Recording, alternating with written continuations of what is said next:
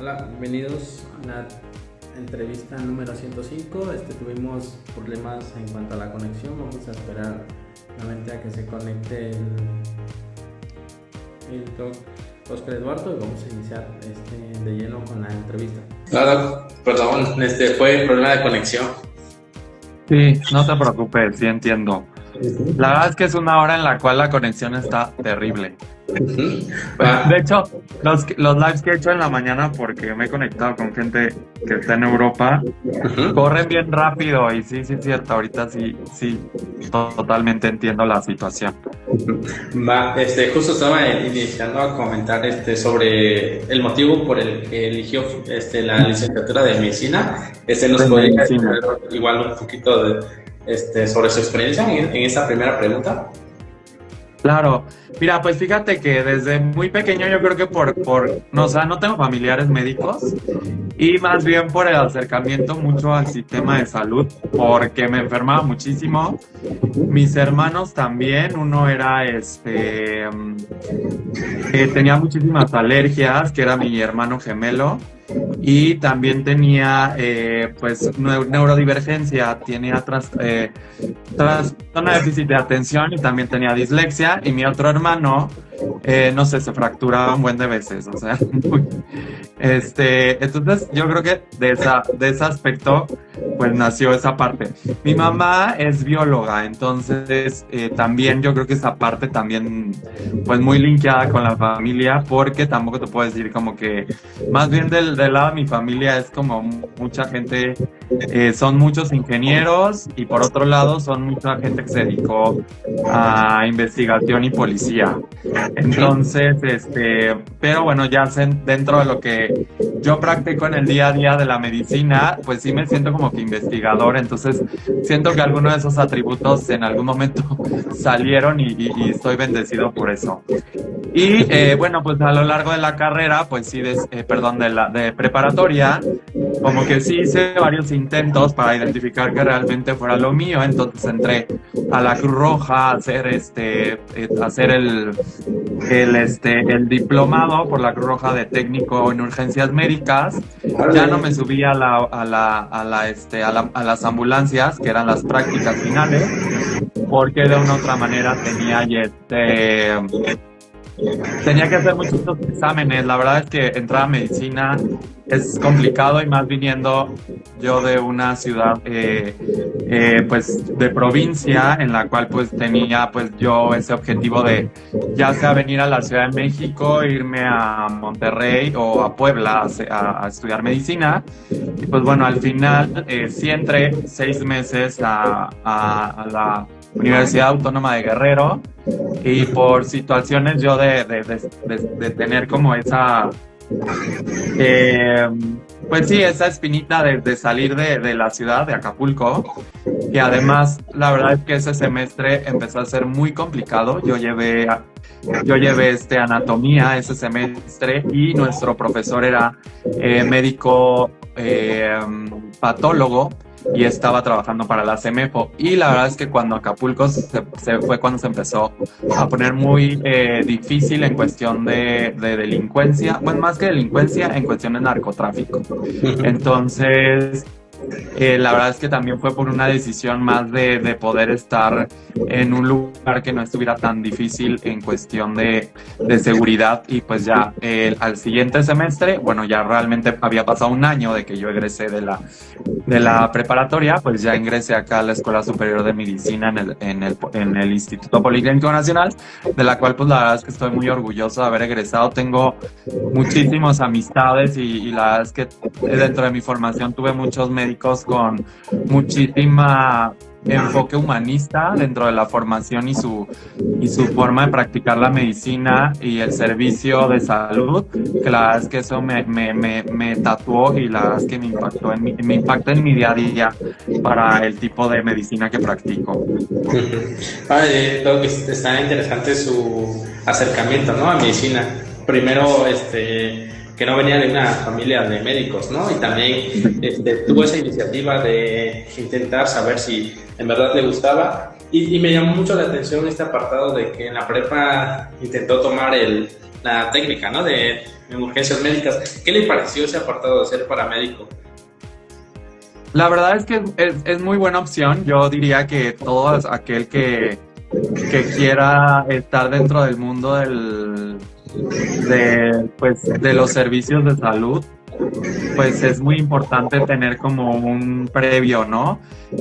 A mí me pareció muy buena opción porque aparte también te enseñan, pues es llevar un curso de atención médica básica y que nosotros, bueno, pues nosotros lo terminamos tomando como es el BLS y primeros respondientes en un accidente. Entonces, la verdad es que pues es una parte la cual muy esencial porque es el primer contacto con la gravedad de los pacientes y para mí me permitió sensibilizarme y también entender que pues muchas veces la medicina tiene que ser muy práctica, muy cercana a las personas, acercarse al lugar donde estamos, donde vivimos y pertenecemos y también entender que pues tenemos que ser lo más empáticos posibles porque están pasando por un momento de gravedad muy importante y la cual, pues sí, evidentemente muchos están en riesgo de muerte, ¿no? Sí, Entonces lo recomendaría siempre. Sí, justo le pregunto esto porque yo también tuve como que esa fase, ¿no? Antes de iniciar la licenciatura en fisioterapia, estudié la técnica de ciencias médicas y me gustó. Actualmente la practico, ¿no? También es un segundo trabajo. Por eso quería abordar este apartado. Ah, pues qué maravilloso, súper bien. Ahora, Doc comentó que tuvo como que estos factores que lo orillaron, ¿no? A cambiarse de universidad, cambiar de lugar. También es importante, ¿no? De que ya te adaptas un semestre a una modalidad de estudios, de rutina. ¿Cómo fue su adaptación en el Politécnico, Doc? Pues mira, la verdad es que llevaba ya una ventaja porque yo ya había llevado materias que volví a llevar en la Escuela Superior de Medicina y pues yo creo que más bien mi adaptación en un principio fue el cambio de ciudad. Por un lado, aunque pues mi familia también, mucha de mi familia es de aquí de la Ciudad de México, entonces no te puedo decir que me vine de ceros, de hecho llegué a vivir con familia, llegué a vivir con unos tíos, mis tíos abuelos de hecho, y que la verdad es que pues es como fue la mejor opción, ¿no? Porque en un principio o comes o estudias y la verdad que siempre fue como ese link o ese apoyo de adaptación a vivir ahora acá en la Ciudad de México. Y te puedo decir que los primeros meses fueron también para mí pues de mucha apertura. La verdad es que soy una persona que me gusta platicar con medio mundo y saber sus historias de vida. Yo creo que al final a lo que me dedico actualmente es eso, a enterarme de la historia de vida de las personas y la tomo muy en cuenta para de qué manera los voy a orientar y a llevar de la mano para su tratamiento. Yo creo que esa parte también se me abrió muchísimo aquí en la Ciudad de México, de ser muchísimo más sociable y también de resolver muchas cosas por mí mismo. Eso también me ayudó muchísimo. Sí, porque llegar a una ciudad siendo foráneo es un poquito más difícil, ¿no? La adaptación, mientras tengas apoyo de familiares también ayuda bastante. Y más en esos primeros años de cualquier licenciatura, ¿no? Después es teoría, te tienes que adaptar, y justo sé que llevamos como materias de tronco común, que es anatomía, fisiología, en el área de la salud, donde son bastante teóricas. ¿Usted cómo se preparó para estudiar los temas? ¿Tenía algún método en específico, ¿no? Fíjate que siempre me dijeron de los mapas mentales, me fue para mí muy difícil aplicar los mapas mentales. Yo soy muy visual y auditivo, entonces lo que yo hacía era tomar un buen de notas y posteriormente las veía en mi cuaderno y las complementaba con lo que leía. Entonces iba haciendo como anotaciones sobre anotaciones, iba haciendo como que subrayar. Entonces visualmente para mí ir subrayando ciertas frases o cierta información que yo ya había escrito, obviamente,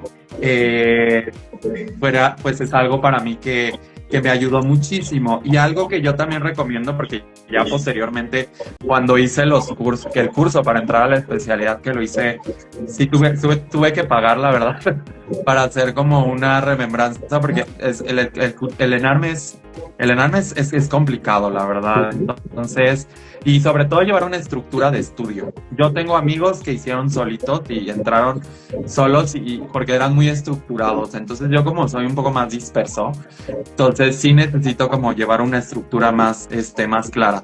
Entonces yo ya en ese entonces ya hice las fichas bibliográficas, que la verdad es que sí son muy buena opción. O sea, visualmente a mí me sirven más quizás mis apuntes y poner encima información que voy agarrando de los libros. En ese entonces utilizamos todavía muchos libros y ahora en día ya son papers o los reviews que la verdad es que nos facilitan bastante, o estas plataformas como son como Medscape o UpToDate, que la verdad es que te hacen una vida mucho más sencilla. Y bueno, hoy en día yo creo que la inteligencia artificial y el ChatGPT te resuelven más. Que bueno, pues yo lo que les diría es que a lo mejor sí utilicen estas herramientas, pero síganlo haciendo marcado sobre un papel, porque eso ayuda a una conexión neuronal más profunda, y que no todo lo vayan y lo vomiten en el examen y ya después se les olvide. Sí, justo iba relacionado a esta segunda pregunta, ¿no? De cuáles eran los métodos que utilizó durante la licenciatura como tal, ¿no? Porque pues a veces es más leer, hacer apuntes, resúmenes, pero me ha pasado unos 8 o 10 años, ¿no? Después de ser alumno por primera vez, y ha cambiado un poquito y ha avanzado la tecnología, ¿no? Comentó la inteligencia artificial, ahora que ya hay páginas que te resumen PDFs, eso también complementa en cuanto a la formación, ¿no? Obviamente tienes que poner de tu parte para hacer un análisis y una síntesis de información. Así es. Sí, yo creo que tener como que esa forma, la verdad es que en la prepa es a lo mejor no todo lo desarrollan. Tenía una amiga que leía súper rápido. Eso sí, si pueden tomar un curso de lectura rápida y de análisis de lectura, oye, es la mejor inversión que uno puede hacer, porque lo tenía una amiga, ella, que bueno, obviamente ella estudió aquí en la Ciudad de México, hizo este curso. La verdad es que leía muy rápido y tenía muy buena integración de la información. La verdad es que yo creo que si hubiera hecho algo antes de entrar a la universidad o la carrera, es eso. Y aún así, estando en la carrera, la verdad es que sí hubiera optado. Creo que también lo tienen, bueno, esta empresa, digo, no voy a decir, sí voy a decir nombres porque pues no es tan fácil encontrar cursos, pero Kumon lo tiene, esa metodología. Sí, sin duda también es bueno tomar como que estas herramientas, cursos que te impulsan o mejoran, ¿no? No solo en cuanto a lectura, sino en retención de información. Y ahora comentando de que su fase universitaria cambió de universidad, también me gustaría saber un poquito sobre cuáles fueron sus prácticas o sus sedes donde estuvo como alumno, ya sea en el servicio social o en el internado, ¿no? Mira, la verdad es que para mí mi vida académica fue muy diversa, y la verdad es que sí doy como agradezco esa diversidad que me ayudó, ¿no? O sea, desde obviamente el haber estado dentro de la carrera, llevar las materias de pregrado que nosotros decimos, es pues rotaciones médicas. La que más me marcó fue la del último semestre, porque es donde llevé geriatría, neurología y psiquiatría.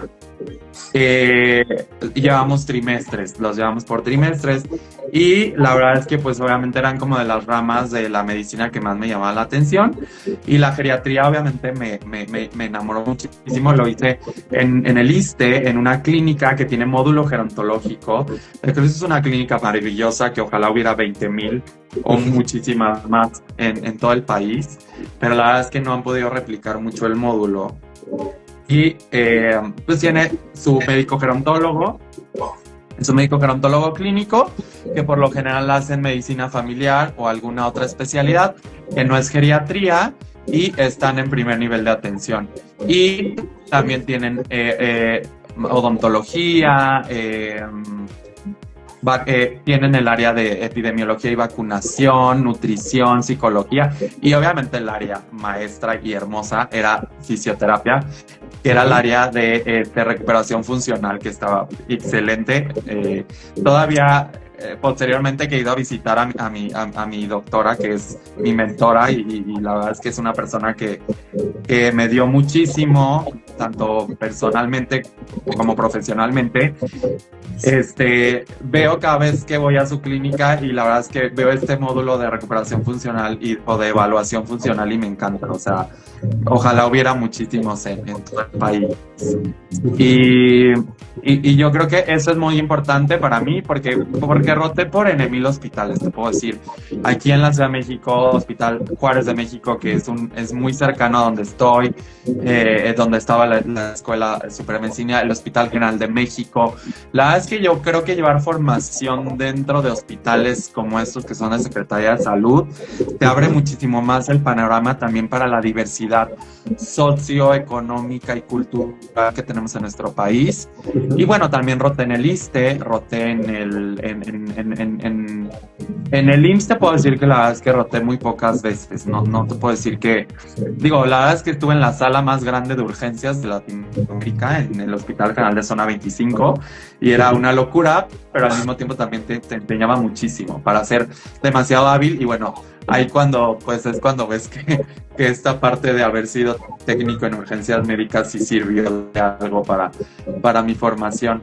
Y la otra, bueno, llevé mi formación de médico de pregrado, médico interno de pregrado, en el Hospital Dalinde, y era híbrido, en la cual rotábamos en el Hospital Pediátrico de Tacubaya, es de la red de hospitalaria de la Ciudad de México. Obviamente es un hospital público. El Centro Médico Dalinde es un hospital privado, entonces la parte como más pues fina de la medicina, o como que requieres de más recurso, pues lo ves muy bien, como es la cirugía, medicina interna, ortopedia, pediatría, ginecología. Y por otro lado, también llevé en la Cruz Roja de aquí de la Ciudad de México, la sede acá en Polanco, llevé urgencias quirúrgicas, porque realmente acá no hay urgencias médicas, hay solo urgencias quirúrgicas, ortopédicas y de cirugía general, y quemaduras. Entonces, ahí también tienen servicio de terapia intensiva. La verdad es que bastante variado.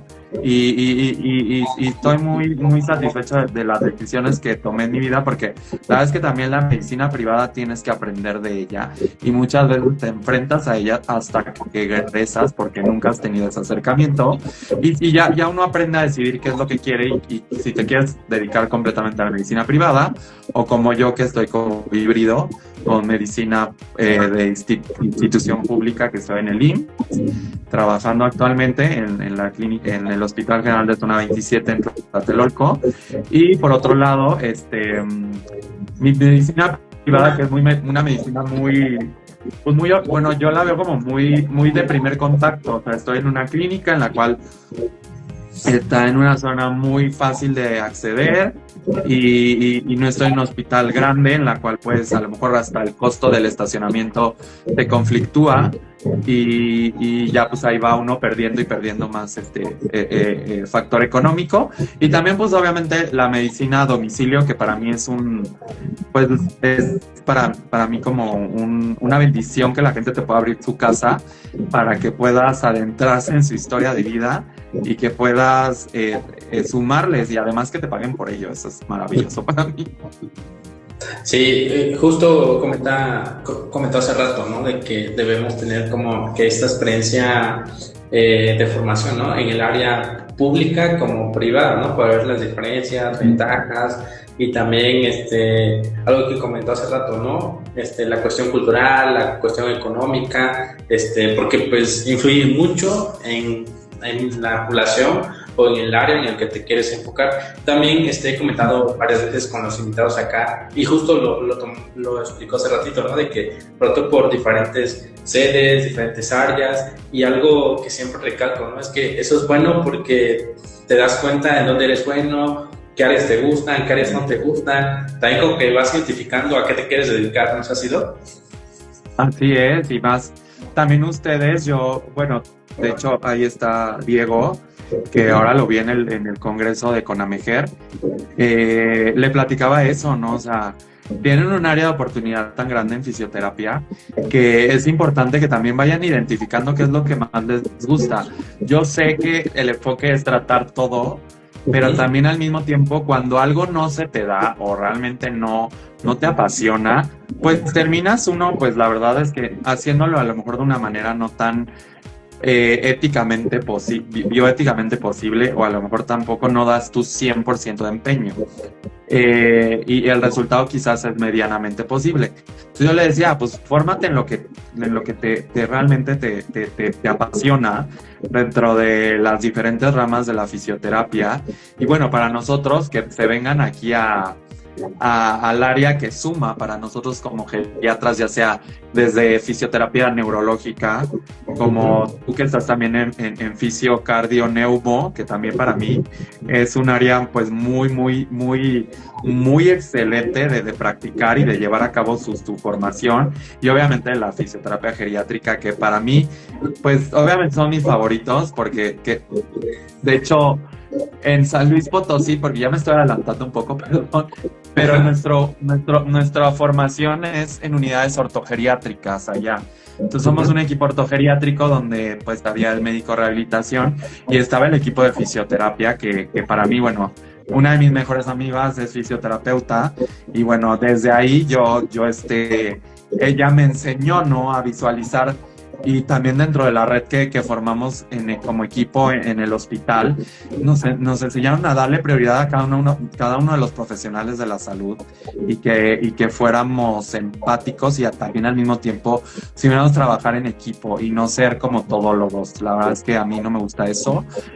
Yo sé que yo les digo a mis pacientes, por favor inviertan.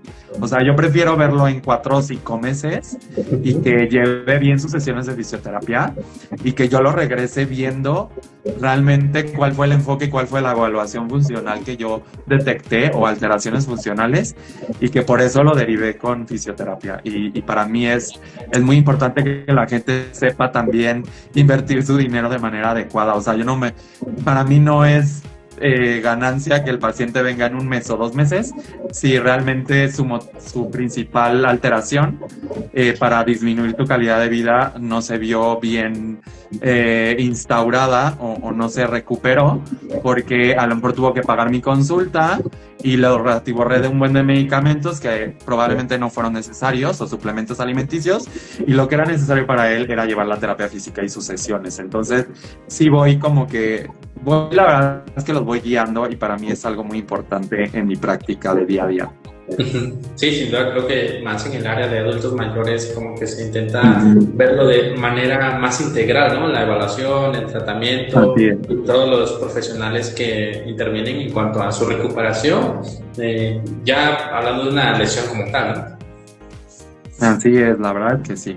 Y porque aparte son lesiones crónicas que se agudizan, entonces, o adicciones agudas que se sobreponen a las crónicas. Entonces, la verdad es que yo los respeto muchísimo, los fisios geria y fisios, ustedes ortopedia y todas las ramas, y los fisios generales, la verdad es que para mí son una base importante en mi manejo en conjunto. Justo llegamos a este punto porque le pregunté sobre sus sedes de rotación, ¿no? Cuando fue como médico de pregrado, y comentó inició la intervención hablando sobre una clínica del ISSSTE, ¿no? Y creo que eso fue lo que le inspiró a elegir la especialidad, ¿verdad? Sí, totalmente. O sea, yo ya de por sí ya tenía como una idea, ¿no? O sea, una idea muy clara, porque aparte, sí, la verdad es que fui buscando la mejor sede para mí, pregunté por todos lados y ahora sí que, como dicen, pues Dios te va llevando de la mano, o el universo te toca ese espacio, y la verdad es que aunque te quites, ¿no?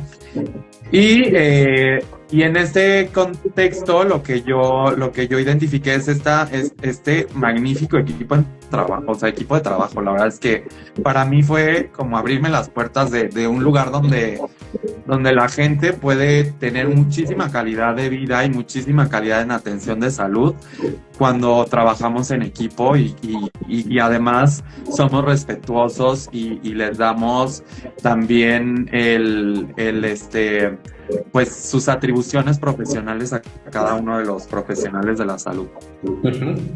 Ok, y bueno, ya hablando sobre esto, lo que le inspiró a elegir el área de geriatría, también comentó hace rato, ¿no? Que se preparó bastante para el examen de residencias, ¿no? También hizo un proceso, ¿cómo se sintió al presentar su examen para la residencia como tal, Doc? Mira, la verdad es que para mí fue una medio pesadilla ese examen porque había gente muy nerviosa. O sea, a nosotros en este curso nos preparan mucho, entonces nos hacían exámenes semanalmente, cada viernes, me recuerdo. Y el estar haciendo exámenes realmente te va quitando ese miedo a la pantalla o a la computadora, porque nos lo hacen en computadora. Entonces vas quitando esa ansiedad que uno tiene y ese poco manejo de estrés.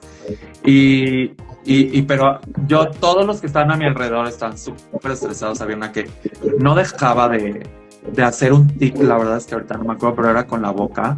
Y otra persona estaba moviendo mucho los pies. Entonces yo, como soy muy visual y auditivo, o sea, para mí fue la peor experiencia, pero mira, gracias a Dios pasé. No te voy a decir que pasé así con la mejor, ahora sí con la puntaje más alto, pasé con el puntaje suficiente, pero realmente sí es porque yo sí soy mucho de si algo no me gusta, no lo estudio.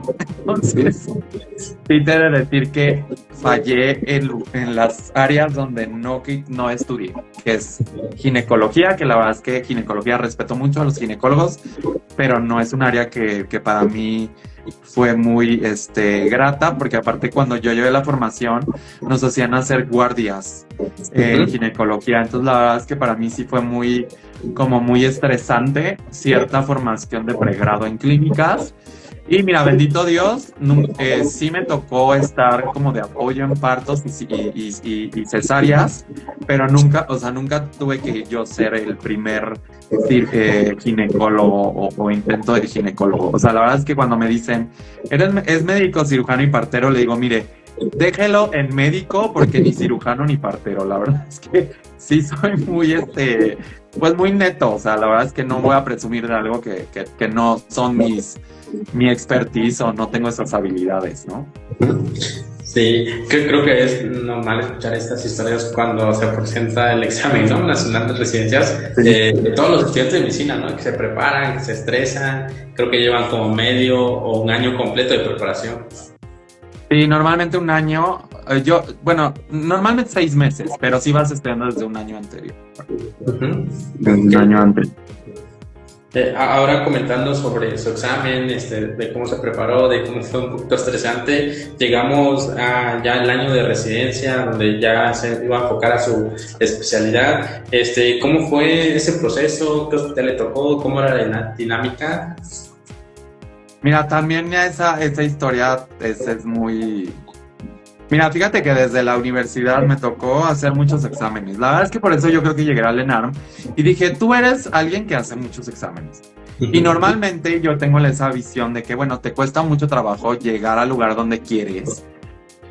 No digo que a todo el mundo le tenga que pasar lo mismo, pero te ayuda a ser muy resiliente y perseverante. Entonces, hice yo en 1000 exámenes para entrar a la universidad. De hecho, hasta la segunda vuelta, hasta el segundo año fue cuando entré a la escuela al Politécnico. Y cuando fue precisamente la elección porque te dan el papel y te dicen, bueno, aquí tienes tu papel, pero ahora pues busca un lugar. O sea, es cuando tienes tu empleo seguro, pero no sabes dónde te van a mandar. Entonces, primero intenté en el Subirán. Quizás ese año mi desventaja mayor es que sí preguntan cosas muy científicas y pesa mucho la investigación. Yo solo hice un verano de investigación en toda mi formación y además dentro de mi generación había otro colega que también está al mismo tiempo aplicando para geriatría. Y él sí, la verdad, es una persona muy enfocada en la investigación y él es súper feliz egresado del geriatría del Subirán, y yo la verdad es que no cambiaría mi formación que llevé actualmente. Posteriormente pasé al Hospital General de México y ahí la verdad es que fue complicado porque pues parecía que pasé todo, pero no el psicométrico. Y bueno, fuera de eso, ya después me explicó una amiga que es psicóloga de la UNAM y son los que precisamente aplican los exámenes psicométricos. Yo venía saliendo de una situación personal familiar del fallecimiento reciente de mi hermano gemelo. Entonces la verdad es que pues sí se ve muy plasmado en lo que haces, ¿no? Entonces yo creo que de una u otra manera pues se plasmó en mi examen psicométrico. Y después fui a presentar en la segunda vuelta a Pemex Norte, en la cual, pues en Pemex Norte ya me habían dicho que sí, pero bueno, ahí son otras cuestiones de apoyos, ¿no? Como dicen. Y cuando te dicen que sí, de repente te pueden decir que ya después que no, cuando vas y entregas tus papeles, pero mira, terminé yéndome al mejor lugar, no porque haya egresado ahí, la verdad es que lo comparo siempre, porque platico con mucha gente, ¿no? O sea, platico con muchos estudiantes de medicina, platico con muchos colegas y veo en parte siempre la maravilla que para mí fue haberme formado en el servicio de geriatría del hospital Dr. Ignacio Morones Preto, donde la verdad es que conocí gente maravillosa. Tenemos una maestra en gerontología social y yo creo que por eso tengo este enfoque tan gerontológico, social y de acercamiento a la gente. Nos llevaba a núcleos gerontológicos, que tiene ella grupos de adultos mayores en la comunidad, o sea, quiere decir que se formaron desde sus colonias y la doctora Isadora, no me dejará de mentir, arriba la UASLP y geriatría, el servicio de geriatría, de una u otra manera nos acercó a esto. Y también íbamos a residencia de adulto mayor, que es de una, ¿cómo se llama? Una congregación que es de las, me van a colgar, déjeme, ahorita me acuerdo, pero son de los, ahorita me recuerdo, la verdad es que es un nombre extranjero, por eso no se me viene a la mente. Pero bueno, y dentro de esa formación, primero llevamos 2 años de medicina interna. La verdad es que la adaptación para mí, la medicina interna, fue muy complicada. Y otra vez volvimos a ese miedo de las urgencias, a pesar de que habíamos sido respondientes, pero nunca me subí realmente a la ambulancia. Me faltó eso. Yo creo por eso ese shock en algún momento lo tenía que vivir, y nosotros no teníamos médicos de urgencias, nosotros los médicos de formación, residentes, médicos internistas, médicos cirujanos, cirujanos generales, no sé, pediatras, ginecólogos, éramos los primeros respondientes en el hospital, y de ahí pues ya te ibas viendo hacia dónde el paciente se iba a quedar, ¿no? Si hacia hospitalización, medicina interna, hospitalización ortopedia, hospitalización, cirugía general. Entonces, la verdad es que eso fue en el segundo año. Yo cuando llegué me impactó muchísimo que yo tenía que hacer las guardias en segundo año en urgencias, pero hoy en día lo agradezco. Toda esa formación que llevé la agradezco. En primer año fue muy complicado porque la verdad es que los que se forman en San Luis Potosí es una escuela muy exigente, es muy buena, pero sí hay un poco de ¿cómo podríamos decirlo? Como oriundes. O sea, los que son oriundos de ahí son lo máximo, los que no, los que se formaron ahí, no. Entonces también luchamos por tener un lugar dentro de la esfera de la medicina de San Luis Potosí. Y la verdad es que para todos los que somos de provincia, no me dejarán mentir, cada uno de nosotros tuvimos a lo mejor algún momento de choque, pero también te puedo decir que conocí a médicos muy buenos, y de hecho puedo decir que a lo mejor los médicos que que tuvimos más problemas o conflictos fueron con los que venían fuera, precisamente. Yo creo que como fueron a lo mejor tratados de manera excluyente, pues creyeron que esa era la manera de tratarnos a los de menor jerarquía. Pero bueno, es algo que de una otra manera ya después, hasta en broma y broma, digo, hasta sé que en algún momento voy a hacer lives con ellos o me los encuentro en algún punto de la vida y los puedo saludar sin ningún problema, aunque no guardo rencor, pero sí sé quién es quién, ¿no? O sea, para mí la primera impresión pues es la que más cuenta. Yo sé que hay oportunidades de ser diferente en la vida, pero sí es para mí algo muy que se queda muy grabado en mi mente. Sí, sin duda, ¿no? Estas experiencias que cuentan, bueno, actualmente que ya tienen un poquito más de reconocimiento, divulgación, ¿no? De los malos tratos, de las guardias, de los, ¿no? Claro. Sí, la verdad es que es muy necesario voltear a ver la salud mental de los residentes de formación. De hecho, hoy es 23, por cierto, si nos están sintonizando algún residente en formación, en cualquier especialidad, hoy es el Día de los Residentes, realmente son los que llevan la mano el sistema de salud nacional. Sinceramente son los que llevan el sistema de salud nacional. Mis residentes, estoy muy orgulloso de ellos, los trato de motivar y trato de que se la crean. Les digo, créansela, ya son médicos para empezar. Y segunda, pues ya llegaron hasta aquí y tienen que aceptar que sí hay momentos difíciles, pero yo creo que si te dedicas a esto de la salud, siempre va a haber momentos difíciles. O sea, no puedes tener poca tolerancia a las complicaciones o poca como nivel de resolución, porque sí es algo que te marca, ¿no? O sea, es algo que están en ti, están en tus manos están vidas, para empezar, de personas que tienen historias diferentes y que pues la verdad es que todos merecen una oportunidad de que tú seas una persona que les quiera pues ahora sí que apoyar en su alivio, ¿no? En general. Sí, y justo lo comentó hace rato, ¿no? De que usted no es de la misma manera o no tiene ese trato, ¿no? Como estuvo en su residencia. Creo que es romper el ciclo y cambiar, ¿no? Te voy a decir que sí, sinceramente sí, en un principio quitarte este chip y llegas con generaciones, la verdad es que son complicados, o sea, cuando no tienes una formación académica.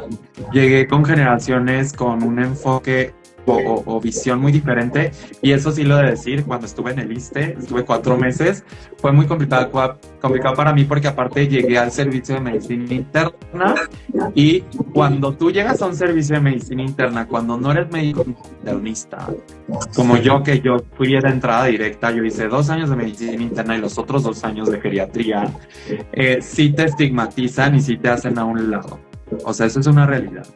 Entonces yo, por querer, como dicen, pues querer poner la huella más grande que pues los otros, y aparte yo llegué cuando ellos ya llevaban unos 3 meses, y bueno, pues yo quería darles este enfoque de la geriatría, y bueno, sí tuvimos ahí algunas complicaciones, pero ya después yo entendí, y la verdad que lo agradezco porque me sirvió esta parte de entender que no podemos seguir teniendo este tipo de actitud excluyente, restrictiva, como muy patriarcal, muy pasivo-agresiva, porque la verdad es que no vale la pena. O sea, yo creo que hay que acercarse y tener como una visión diferente de que estamos, pues ahora sí que yo les digo, somos humanos tratando humanos, cuando hablo de personas que son nuestros pacientes, pero cuando son médicos en formación somos pues profesionales tratando profesionales. Entonces nadie, la verdad es que nos gustaría que llegando a un empleo nos traten o nos quieran hacer menos. La verdad es que nadie nos gustaría que nos pasara eso. Sí, sin duda, son experiencias que pues los debemos de analizar, ¿no? Después cambiar el chip, como decía. Y ahora que comentó que estuvo estos 2 años en medicina interna, los 2 posteriores, ¿cómo le fue en geriatría? Ay, bueno, yo amé la geriatría, o sea, yo pasé medicina interna y dije gracias por todo, sí me sirvió, no, o sea, no de decir que no, pero la geriatría para mí fue como ese bálsamo que necesitaba, y me abrió muchísima visión, o sea, muchísima visión de ser más humano y de acercarme más a los pacientes. También me dio muchas responsabilidades dentro de mi área, porque ahí en geriatría de San Luis Potosí, en el Hospital Central, los doctores son muy abiertos. Entonces te dicen, ¿sabes qué?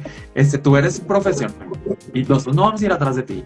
Y ellos, la mayoría se formó en el extranjero, y yo creo que por eso también tienen esta visión menos paternalista, o estar llevándote como muy, o estarte supervisando. Sí te supervisan, pero de una manera pues muy profesional, yo creo, como muy madura, ¿no? O sea, como todos deberían de ser, ¿no? Y bueno, la verdad es que nos daban mucha apertura. Agradezco cada uno de los, te digo, el doctor Gonzalo González, que fue uno de mis maestros, él nos llevaba a su práctica privada durante pandemia, y eso fue algo que agradecimos muchísimo a nosotros como equipo. Digo, fueron todos los profesores. El doctor Marco Vinicio, que fue mi asesor de tesis, él se formó en Grenoble, Francia, en el sistema francés. Y la verdad es que es un sistema muy que también les da visión gerontológica, y de un sistema pues muy comunitario de la medicina geriátrica. Entonces él fue mi asesor de tesis, y él es el que nos daba análisis de artículos médicos, análisis de metodología, como si estuviéramos hablando de metodología de la investigación. Y la verdad es que sí me trajo muy cortito con toda esa metodología de investigación en mi tesis. Y por otro lado también el doctor, nuestro profesor que pues lamentablemente falleció, el doctor López Esqueda, que él se formó en España, en Getafe, y en Madrid. La verdad es que él era, pues era una institución para nosotros, pero también era el que te llevaba al asilo. Te ibas junto con él a ver a los pacientes al asilo, te presentaba. Era una pues sí, como pues parte de él, de su retribución hacia su gente, que son los potosinos. Y vamos a esta residencia de adultos mayores, y la verdad es que cuando ibas con él platicando te daba una visión de vida muy muy buena. Lo agradezco también muchísimo. Y a mí me tocó despedirlo, me tocó ahora sí que darle cuidados paliativos al final de la vida, porque tuvo un infarto cerebral, una hemorragia, y la verdad es que eso también se lo agradecí, porque ahora sí que fue, pues en mi guardia, fue una guardia del 12 de diciembre de la Guadalupana, porque allá en San Luis Potosí es un día que te dan de asueto laboral, y bueno, a mí me tocó estar de guardia, y me tocó pues dar la despedida y llevar este manejo con la familia de decisiones en cuanto a no encarnizarnos, y a darle la pauta en lo que él deseaba. Como al final de la vida hay que llevar esta dignidad para cada una de las personas. Entonces también esa enseñanza muy grande me dejó antes de irse. Yo iba en el tercer año de la especialidad, no iba en el cuarto año, y fue muy difícil para todos como compañeros, pero pues a mí me tocó, y ahora sí que pues por algo era de los más resilientes, y haber pasado después de mi hermano y de tantos cambios de la vida, que me ayudó bastante a entender que era un proceso que tenía que yo ser el que apoyaba a la familia y a mis profesores también en este momento tan complicado que se tuvo. Ahora que terminó su intervención, Oscar, algo que también me llama la atención, y es bastante bueno como que abordarlo en esta oportunidad con usted, es sobre los cuidados paliativos, ¿no? Más en el área de geriatría, donde se tiene que preparar no solo al paciente, sino a la familia como tal. Sí, fíjate que mi visión en la medicina geriátrica es mucho para el cuidador. La verdad es que me formo mucho en cuidado del cuidador. Veo muchas páginas de gente profesional, como una amiga que es Astrid Ortega, que es psicogerontóloga, y también la psicóloga Are Guerra, que también con ellas dos tengo lives, y la verdad es que es una maravilla también cuidar al que cuida. O sea, para mí es algo que practico también mucho en mi consulta. Es complicado ver al paciente y también al cuidador, sí, porque el tiempo es el tiempo es oro, pero también el tiempo restringe en algunas veces. Y pues trato de orientarlos, ¿no? Lo más que se pueda y obviamente encaminarlos con los profesionales de la salud que sean necesarios. También muchas veces les digo, oigan, es que pues, si usted no está bien de su lesión que tuvo en el hombro, ¿cómo va a cargar a su familia? Entonces, tratamos de enfocarlos en que también ellos se tienen que cuidar y los cuidados paliativos yo no los practico, te soy sincero.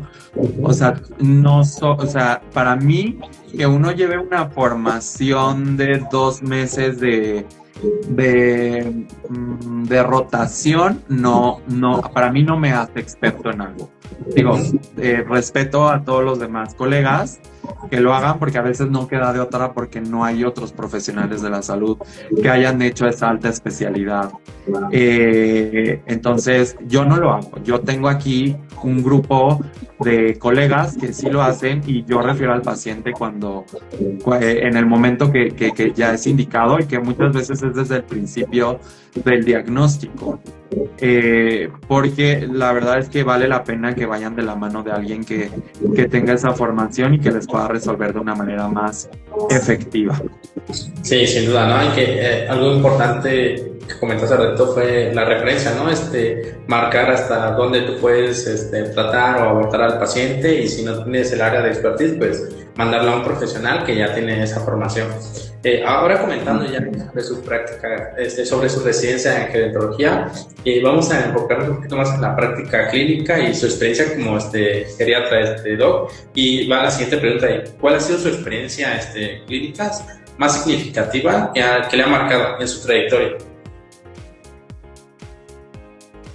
Pues te he de decir que mis pacientes de 90 y más, para mí son una historia de vida y siempre aprendo de irlos de verlos. La verdad es que siempre les digo, cuando ya llegan a los 90 años son mis pacientes favoritos y no es por demeritar a los demás. La verdad es que sí tienen que tener un buen... o sea, sí los guardo en un espacio muy importante de mi corazón y de mi alma, ¿no? Entonces, los veo, los aprendo muchísimo, también intento de ser muy consciente de las limitaciones que ellos me expresan, pero también trato de darles esa visión de vida importante. Yo creo que la experiencia más importante son ellos, mis pacientes de domicilio de 90 y más, pero también mis pacientes jóvenes, bueno, mis pacientes dentro de la consulta que son jóvenes, que me permiten que los oriente hacia un envejecimiento saludable. Para mí eso también es muy importante. De hecho, mi consulta es mucho sentido de vida, amor propio, medicina, todo lo demás de psicogerontología y otra parte importante para mí es que el envejecimiento saludable es promoverlo en cada uno de ellos. La verdad es que soy muy, muy intenso. Les busco los lugares para que hagan ejercicio, les busco la manera en la que obviamente vayan con alguna resolución de terapia física para que no se lastimen más. Pero sí les digo, estamos este lugar, ¿qué opciones tienes? ¿Qué es lo que te gusta a ti? O sea, sí me siento como medio gestor, pero la verdad es que para mí es algo que pues, me llena muchísimo en mi práctica, ¿no? O sea, gestionarles ese tipo de cosas no los llevo, o sea, tampoco. Hoy en la mañana le decía a una paciente, le dije, nada más falta que para ustedes, porque tengo un grupo de los negados que les digo que están muy bien físicamente, pero se niegan a mantenerse un envejecimiento saludable. O sea, ahorita están muy bien, pero cualquier situación que los ponga en riesgo o que les interrumpa este bienestar, pues ahí ya sabemos que vienen todas las complicaciones y esta desescalada en cuanto a la funcionalidad. Entonces les digo, nada más falta ustedes que quieran que yo rente una van y vayamos a hacer juntos ejercicio y los lleve con ahorita los mando con el sensei que les enseña katas, con Pedro Martínez, y y también les invito a que hagan yoga, tai chi.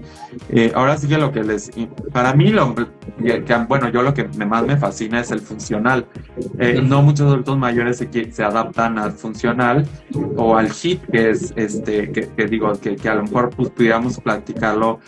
Si ya es una persona que practicó mucho tiempo actividad física, pues es algo que sí va a poder hacer, pero por lo menos que sí me lleven pues actividades, ejercicios funcionales, para mí sí sería como muy importante. Y la verdad es que aquí en la Ciudad de México tenemos esa ventaja porque hay muchos parques y hay muchos algo que se llaman centros pilares o foros del saber, que aparte de ser pues foros culturales, también son foros de activación física y de ejercicio. Entonces la verdad es que aquí en la Ciudad de México están muy bendecidos, y luego los regaño porque casi están enfrente de su casa y no tienen ninguna excusa para no ir a esos lugares. Sí, bueno. Este apartado de su experiencia más significativa, que es con los pacientes de 90 años, también te hace pensar, ¿no? De cómo es que llegaron a esa edad, con esa condición física o en un mal estado, ¿no? Con enfermedades crónicas degenerativas, y también hacer ese cambio, ¿no? O dar esa idea de que todos podemos tener un envejecimiento saludable a pacientes que tienen 50, 60 años, que se deben cuidar más. Y concuerdo con usted de muchas cosas que comentó, ¿no? De eso de promover la actividad física, el ejercicio. Yo, justo con un colega tengo unas transmisiones donde hablamos sobre sarcopenia, ¿no? Y más en este grupo de pacientes. Sí, la vi, de hecho, ahora que pueda la comparto para que es que tengo un grupo de difusión en WhatsApp. Tengo que soy medio intenso con mis familiares y con mis pacientes, entonces les mando información, no sé si la leen o no, les digo, mira, yo se las mando. La verdad es que pues para mí no me cuesta nada de lo que veo en redes sociales o lo que veo en mi vida cotidiana, acercárselo a todas las personas. Y digo, muchas de estas pues son pláticas de profesionales de la salud, entonces buscaré la de sarcopenia, ya la tengo identificada, ya sé cuál dices que hiciste, y para mandársela a mi grupo de difusión de pacientes y cuidadores y familiares que son cuidadores, ¿verdad? Y ahora que comenta este apartado, ¿no? Del envejecimiento saludable, creo que ya cuando uno se enfoca al área de adultos mayores, geriatría, también te llega como que esa idea, ¿no? De ser más consciente, cuidar tu alimentación, tu salud, las horas de sueño, el ejercicio, porque pues todos vamos hacia esa etapa, ¿no? De ser adultos. Sí, yo creo que la verdad es que es una disciplina que tienes que practicar día con día, ¿no? O sea, tienes que hacerte consciente. Primero, yo por eso les manejo mucho el amor propio. Sí, la verdad es que nunca han manejado el amor propio. Es muy difícil que se lleguen a comprometer con ellos mismos. Y es algo que también como profesional de la salud tienes que identificar en ti, en tu persona. No es lo mismo que seas egocéntrico y narcisista, o sea, no. O sea, el amor propio va de la mano en la cual identificas cuáles son tus cualidades, pero también cuáles son tus situaciones no buenas o positivas, y trabajar sobre ellas. Y no estarte también muchas veces porque nos latigueamos o nos culpamos de todo. Entonces, yo creo que cuando vas siendo más orgánico en tu trato como persona hacia ti, pues obviamente eso lo puedes reflejar en las personas con las que tratas en el día a día. Sí, sin duda, ¿no? Tener como que esa conciencia y promover todo, ¿no? Tus ideas, no solo a los adultos mayores, sino a todas las personas que te rodeen. Y ahora, Doc, quisiera ya abordar otra pregunta y otro apartado, que es, a lo largo de su camino profesional, ¿qué aprendizajes considera que son más valiosos en cuanto al cuidado integral de los adultos mayores? Yo creo que el aprendizaje más importante es los aprendizajes, ahora sí que las cosas que no te enseñan en la carrera, que no vienen en los libros, para mí esos son como los más importantes, que a veces muchas veces cuesta trabajo captarlos y entenderlos si no eres muy observador. Primero, pues sería como la humanización de la medicina. Eso es algo que para mí es muy importante, este aprendizaje de aprender cómo tratar a las personas y no verlos solamente como enfermos. O sea, eso para mí es muy importante. Si les puedo decir de un curso, está el curso ICOP, o que se adentren. De hecho, ya salió la segunda edición. De hecho, salió hace 2 días. Es la segunda revisión del ICOP, que es este modelo de atención centrada en la persona, que bueno, en este caso es en las personas adultas mayores, pero es un modelo pues muy actual en el cual pues vemos personas y dejamos a un lado quizás nada más la identificación de que son personas enfermas o pacientes. Y otros cursos que pudiera que fomentaría en nosotros sería también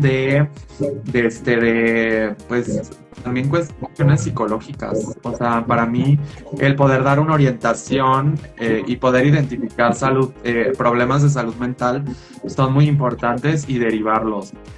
Ustedes muchas veces son el primer respondiente o decimos el primer tratante, y lo platico mucho de broma en broma con mi colega que es los fisioterapeutas Torres, que para mí son una bendición, que están al lado de mi consultorio, que están en el consultorio de al lado, de hecho, y dice, pues sí, muchas veces vienen a desahogarse con ellos, ¿no? Porque el dolor también trae mucha fatiga emocional, ¿no? Entonces trae mucha carga emocional, y yo creo que también si pudieran hacer cursos de salud mental, de diplomados de salud mental, también sería para mí un buen aporte a la formación personal. Sí, profesional. Comenta esto de que debemos ser un poquito más integral, ver más hacia ser empáticos con la persona, ¿no? Justo creo que como fisioterapeuta sí creo que va a entender estas historias, ¿no? De que a veces hay unidades básicas de relación donde pues son muchos pacientes y nada más se cataloga casi por lesión, ¿no? Lesión de hombro, lesión de rodilla y así. Sí. Y no se tiene en cuenta que tal todo lo que el paciente tiene que expresar o de cómo se siente, ¿no?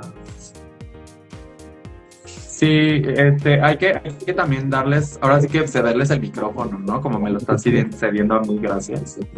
Y de una otra manera también aprender de sus historias de vida. Eso lo hice en el último live con el doctor _geriatra, el doctor Ignacy Cole, hablando precisamente de eso, de las narrativas de las vejetes, en este caso narrativa de las personas adultas mayores, pero en cualquier caso es la narrativa de la persona que llega a solicitar una atención en salud con nosotros. Sí, sin duda son varios factores y es bastante complejo, ¿no? Para que un profesional nada más aborde a un paciente que necesita, no sé, varios niveles o sesiones, ¿no? Como tal. Sí, así es. Va, Liz, ya con esto terminamos como que la mayoría de las preguntas que tenía planeado realizarle, Doc. Ya como último apartado, siempre pregunto sobre qué les pareció esta dinámica de hacer transiciones. Sé que usted ya también tiene esta dinámica en su cuenta, pero pues ahora que usted es el entrevistado, ¿qué le pareció esta dinámica? Mira, la verdad es que está muy padre. Yo creo que el conocer a tu profesional de la salud, porque he visto algunas de tus transmisiones, te da esa apertura de también conocer cuál es la persona en primer plano y también cuál es su historia, también por este caso que estamos hablando de historia de vida, para poder hacer mayor conexión o una mejor relación profesional con los pacientes, y de ahí también uno va encontrando ahora sí que redes profesionales de apoyo, ¿no? O sea, vas subiendo y luego de ahí digo, bueno, aquí tienes un fisioterapeuta que se enfoca o es especializado en tal cosa, pues qué padre, ¿no? Se voy a tratar de contactarlo, ¿no? O así, ¿no? En infinidad de áreas, porque la verdad es que entre más veamos, ahora sí que trabajemos en equipo y entendamos cuál es la función de cada uno de nosotros dentro de este mundo de la salud, será más fácil que el paciente se pueda pueda recibir ese alivio que pide, y por otro lado también esa sanación que nos está solicitando por que lo guiemos hacia esta recuperación, ¿no? Sí, sin duda también creo que coincidimos en ese apartado, ¿no? Del proyecto que tenemos acá en redes sociales, de invitar a más especialistas del área de la salud que ayuden no solo a informar, sino pues tal vez darle una mejor idea de qué es lo que aborda el área de geriatría. Así es, te agradezco, Raciel, por tu acercamiento y por ahora sí que esta charla tan amena, bueno, esta entrevista tan amena. Va, Doc, entonces hasta aquí lo dejamos, ya vamos aproximadamente 40 minutos y siempre lo comento al final de las transmisiones, tal vez la primera intervención es para conocerlo, ya en un futuro podemos agendar un segundo live y hablar sobre un tema en específico, ¿qué le parece? Claro que sí. Sí, me encantaría, sin problema. Va, entonces nos despedimos y nos vemos hasta la próxima. Hasta luego. Gracias, cuídate mucho, que tengas buena noche. Hasta luego, gracias a todos por conectarse.